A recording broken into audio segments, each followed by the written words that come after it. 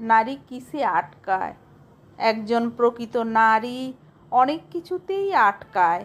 যখন সে কারোর স্ত্রী, তখন সে স্বামীতে আটকায়।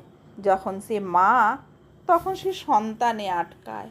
সে যখন সন্তান হিসেবে থাকে, তখন সে পিতামাতায় আটকায়।